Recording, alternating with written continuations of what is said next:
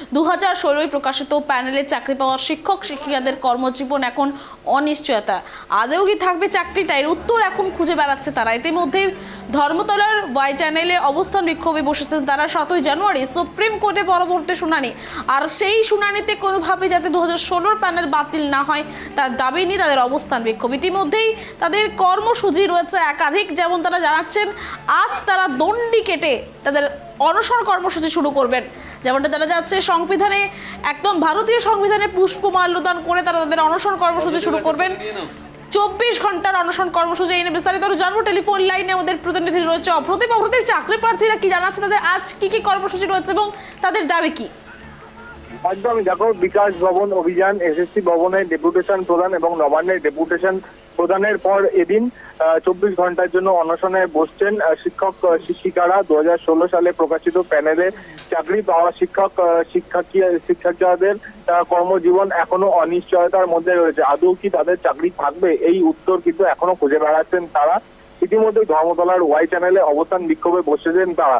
7ই জানুয়ারি supreme কোর্টে পরবর্তী শুনানি রয়েছে। সেই শুনানিতে যাতে কোনোভাবেই 2016 সালের প্যানেল বাতিল না করা হয়, এই দাবি নিয়েই তাদের এই অবস্থান বিক্ষোভ। হাইকোর্টের তরফে 2016 সালের প্যানেল বাতিলের যে নির্দেশ দেওয়া হয়েছিল, তার পরবর্তীকালে সুপ্রিম কোর্টে সেই মামলা যায় এবং সেই নির্দেশে আপাতত স্থগিত রয়েছে। তারপরে গত শুনানিতে দেখা যায় রাজ্য সরকারের আইনজীবী জানান যে যোগ্য অযোগ্যদের চাকরির পৃথকীকরণ করা কিন্তু সম্ভব।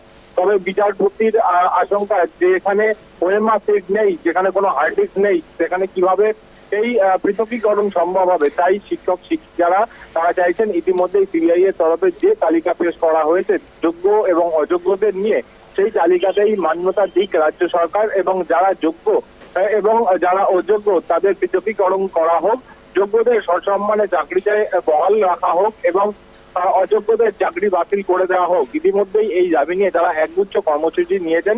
এদিন তারা দণ্ডি কেটে ভারতীয় সংবিধানে পুষ্পমাল্য